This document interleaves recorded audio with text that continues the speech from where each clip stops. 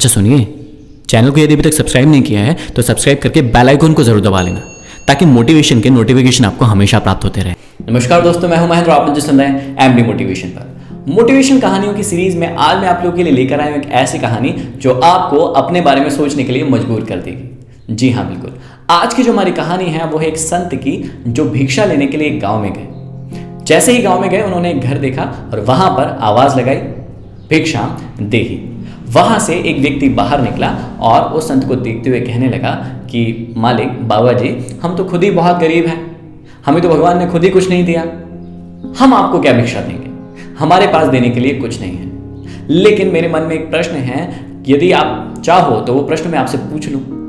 उस संत ने कहा, जी हाँ बिल्कुल, जो भी पूछना चाहते हो वो पूछ लो। उस व्यक्ति ने कहा कि बाबा जी, मैं इतना गरीब क्यों हूं, मुझे भगवान ने क्यों कुछ नहीं दिया, सबके पास तो इतनी सारी चीजें हैं, लेकिन मुझे उस ईश्वर ने इतना गरीब क्यों बनाया। संत ने मुस्कुराया और कहा कि नहीं, तुम बिल्कुल भी गरीब नहीं हो, तुम्हें भगवान ने वो सब कुछ दिया है जो तुम्हें चाहिए या जिसकी तुम्हें जरूरत है। देखो, तुम्हारे पास आंखें हैं जिनसे तुम देख सकते हो।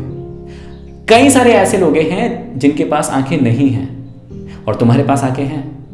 तुम्हारे पास पैर है जिनसे तुम चल सकते हो। कई लोग ऐसे हैं जिनके पास पैर नहीं है, जो चल भी नहीं सकते। तुम्हारे पास हाथ है जिनसे तुम काम कर सकते हो। कई लोग ऐसे हैं जिनके पास हाथ भी नहीं है। तो शायद उस व्यक्ति को ये बातें समझ में आ गई और वो उनके चरणों में गिर पड़ा। शायद आपको भी ये बात समझ में आ गई होगी कि वो संत क्या समझाना चाहते थे।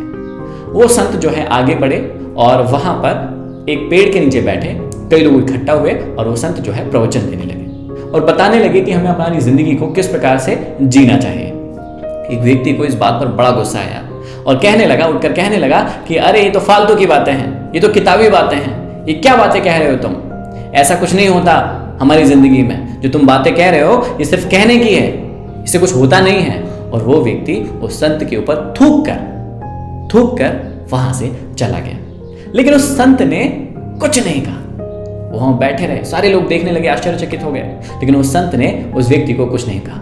वो व्यक्ति वहां से उठकर चला गया। अब कुछ दिनों के बाद उस व्यक्ति को रियलाइज हुआ कि यार, मैंने कितनी बड़ी गलती कर दी, कितनी बड़ी मूर्खता कर दी और मैंने उस दिन ऐसा जो काम है उस व्यक्ति के साथ, उस संत के साथ कर दिया। अब वो उस संत को ढूंढने लगा, लेकिन जब पता किया तो उसे पता चला कि वो संत जो है वहां से आगे के गांव में जा चुका है।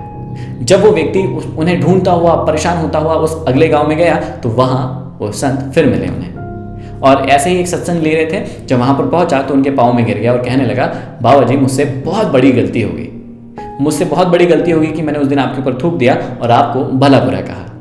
वो संत मुस्कुराए और कहा कि आप कौन हो। उस व्यक्ति ने कहा, अरे आप पिछले गाँव में मुझसे मिले थे, मैंने आपको बहुत भला बुरा कहा और आपके ऊपर थूका भी। संत ने कहा कि मैं पुरानी बातें याद नहीं रखता हूं, तुम्हें भी नहीं रखना चाहिए, जो हो गया वो हो गया। तो इस बात से उस व्यक्ति को बड़ा प्रभावित हुआ वो व्यक्ति और फिर उनका शिष्य बन गया। ये कोई और नहीं, ये बुद्ध थे। जी हाँ, बिल्कुल। इस प्रकार की प्रेरक घटनाओं से हमें यही सीख मिलती है कि हमें अपनी जिंदगी में अपने ऊपर भरोसा रखना चाहिए। जितनी चीजें हमें ईश्वर ने प्रदान की है उनका लाभ लेना चाहिए और हमें कभी भी अपना पेशेंस नहीं खोना चाहिए। यहाँ पर दो स्टोरी थी, दो वाक्य थे बुद्ध की जिंदगी से और हमने उससे प्रेरणा ली है। जी हाँ, बिल्कुल। इन प्रेरक घटनाओं से हमें बहुत कुछ सीखने को मिलता है। ये कहानियां हमें समझाती है, ये वाक्य हमें समझाते हैं कि हमें हमारी जिंदगी में अपने ऊपर बहुत सारा भरोसा रखना चाहिए। ईश्वर ने हमें जितनी भी चीजें दी हैं उनका उपयोग करना चाहिए और हमें जितनी चीजें दी हैं उसके लिए भगवान को थैंकफुल होना चाहिए, धन्यवाद देना चाहिए उनका कि उन्होंने हमें ये सारी चीजें दी हैं, ना कि हमें ब्लेम करना चाहिए कि हम तो गरीब हैं या हमें तो ईश्वर ने कुछ भी नहीं दिया है। इसके बाद अगला जो एक मूवमेंट था वहां पर हमें समझना चाहिए कि हमें अपने अंदर पेशेंस रखना चाहिए। कोई भी चीज़ जल्दीबाजी में नहीं कर देना चाहिए क्योंकि बाद में फिर हमें पछतावा होगा उस चीज़ के लिए।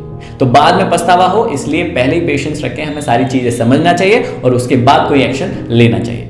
आई होप ये कहानी का मैसेज आप लोगों को समझ में आया होगा। इसी प्रकार की और मोटिवेशनल कहानियां सुनने के लिए हमारे चैनल को सब्सक्राइब कीजिए, लाइक कीजिए इस वीडियो को और शेयर कीजिए। यदि कोई और चीजें आप मुझसे सुनना चाहते हैं, मोटिवेशनल वीडियोस देखना चाहते हैं तो कमेंट बॉक्स में जरूर कमेंट कीजिएगा। और सबसे महत्वपूर्ण बात, हमेशा खुश रहिए और अपने परिवार को खुश रखिए। धन्यवाद।